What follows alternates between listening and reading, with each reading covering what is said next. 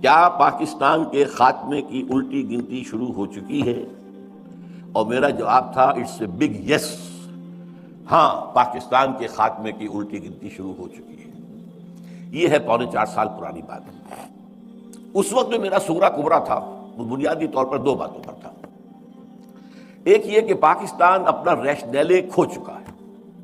Y Pakistan جس مقصد کے لیے اسے بنایا گیا تھا، یہ کسی نسلیت کی بنیاد پر نہیں بنا تھا، کسی لسانیت کی بنیاد پر نہیں بنا تھا، کسی وطنی قومیت کی بنیاد پر نہیں بنا تھا. یہ تو بنا تھا اسلام کے نام پر. اور ایک انتہائی سمجھیے کہ خونی بلڈی جو ڈویژن تھی، دی گریٹ ڈیوائڈ، ایک بڑی کتاب لکھی گئی تھی دی گریٹ ڈیوائڈ. تاریخ انسانی کی عظیم تقسیموں میں سے وہ تقسیم تھی. لاکھوں انسان مارے گئے تھے، کروڑوں انسانوں کی تبادلہ آبادی ہوا تھا، ادھر سے ادھر، ادھر سے ادھر. تو یہ کس لیے تھا؟ اسلام کے لیے. اب ظاہر بات ہے کہ جب یہ ایک آئیڈیالوجیکل اسٹیٹ تھی اور یہاں وہ آئیڈیالوجی جو ہے نہ پروموٹ کی گئی نہ نافذ کی گئی، تو اٹ ہیز لاسٹ اٹس ریزون دی ایتھل. یہ جو فرانسیسی ایک لفظ ہے ریزون دی ایتھل، یعنی کسی چیز کے وجود کا سبب ہے، جو اس کا وجود کا سبب ہے. ریزون وہ ریزن، انگریزی میں ریزن آپ کہیں گے تو وہ ریزون ہے. ریزون دی ایتھل تو یہ کسی چیز کے لیے وجہ جواز. What's the justification? Pakistan has lost its justification.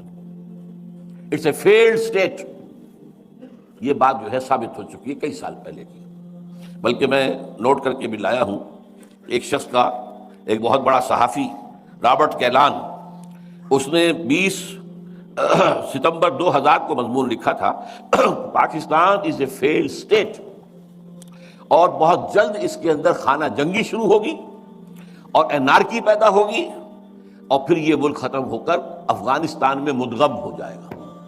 یہ رابرٹ کیلان کا مضمون ہے کہ جو چھپا تھا جنگ کے اندر بھی. تو اس حوالے سے میں نے اس کا صرف آپ کو یاد دہانی کرائی ہے.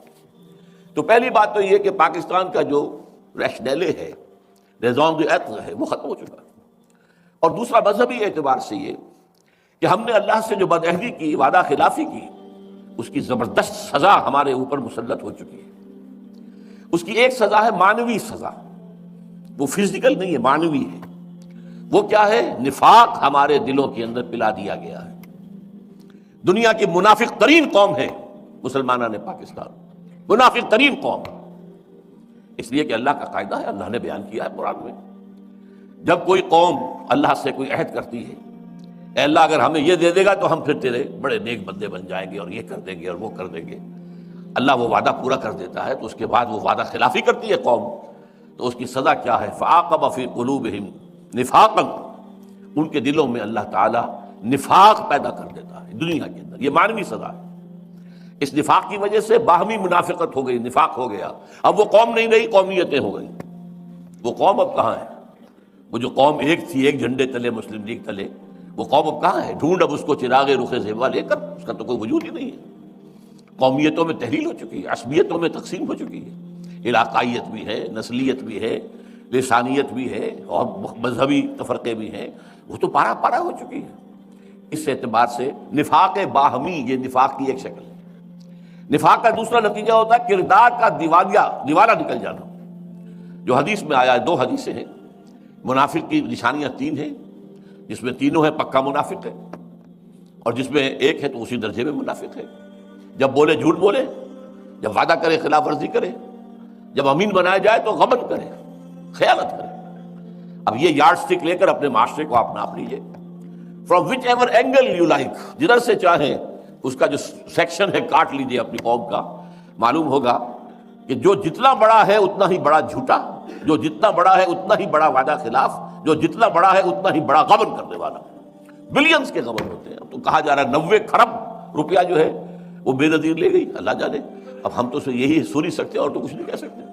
اس 90 میں سے 1 کھرب اس نے استعمال کیا ہے اپنے اس جو بھی اس نے اپنا کروایا ہے استقبال. کہہ رہے ہیں لوگ اللہ جانے واللہ عالم. بہرحال سرے ملک جو اس کا محل ہے اس کا انکار وہ نہیں کر سکتی، چاہے پرٹیکولرلی اس کے نام پر نہ ہو، ہے تو صحیح. اور سوئٹزرلینڈ کی عدالتیں جو ہیں وہ تو ابھی اس کا پیچھا کر رہی ہیں، وہ اپنے ان فیصلے کو لے کے کھڑی ہوئی ہے. اب ہمارا مدعی بیٹھ جائے تو اور بات ہے، حکومت جو ہے وہ خود بیٹھ جائے جو مدعی تھا تو ظاہر بات ہے کہ پھر اس کے بعد تو کوئی سوال پیدا نہیں ہوتا مقدمے کے چلنے کا. لیکن وہ عدالت تو کھڑی ابھی.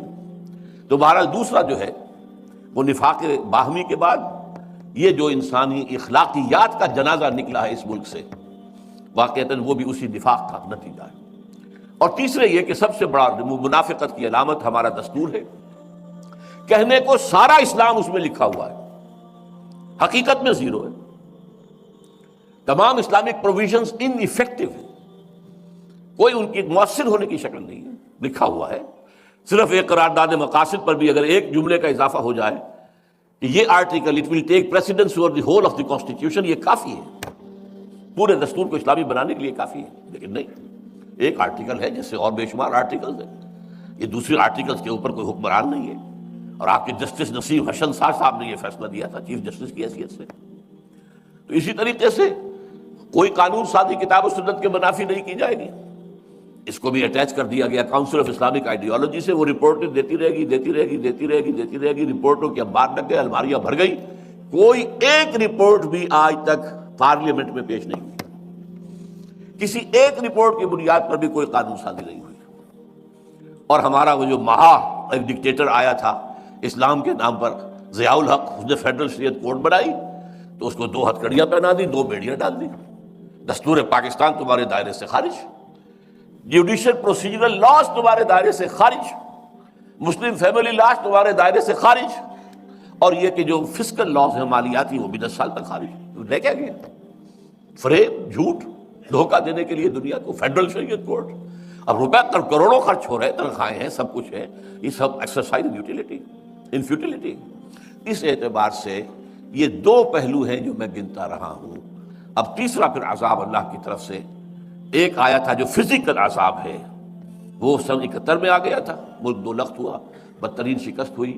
اور میں ہمیشہ سے کہتا چلا آ رہا ہوں، یہ اچھی طرح نوٹ کر لیجئے کہ جس طریقے سے بنی اسرائیل پر جو تباہی آئی تھی نبوکدنضر کے ہاتھوں، تو اس سے پہلے جو ہے بہت سے اللہ کے نبی جو ہیں انہیں اس کی جو ہے وہ وارن کرتے رہے تھے۔ ان میں سے میں کچھ نام بھی نوٹ کر کے لایا تھا، یشعیاہ، یرمیاہ، حزقیل۔ وہ کہتے تھے کہ لوگوں، اے بنی اسرائیل، درخت کی جڑ پر کلہاڑا رکھا جا چکا ہے، ہوش میں آ جاؤ، توبہ کرو، باز آ جاؤ۔ لیکن کسی کے کان پہ جوں تک نہیں دی گئی۔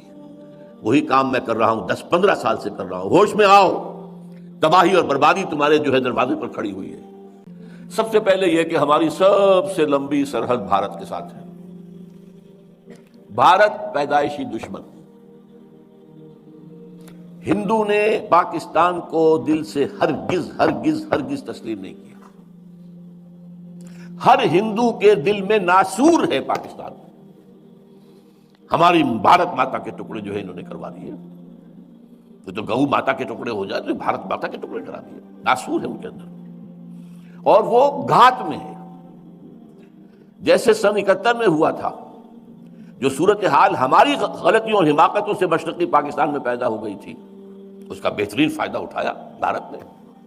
اس زمانے میں میں تو بہرحال اس وقت بھی اپنے شعور کے دور میں تھا زندگی کے۔ سبرامنیم ان کا ایک بہت بڑا جو ہے وہ جو ہے مشیر تھا سیاسی، اس نے کہا تھا this is the chance of the century, یہ صدی کا موقع ہے، اسے استعمال کرو، مت جانے دو اس کو ہاتھ سے، توڑ دو پاکستان، توڑ دی۔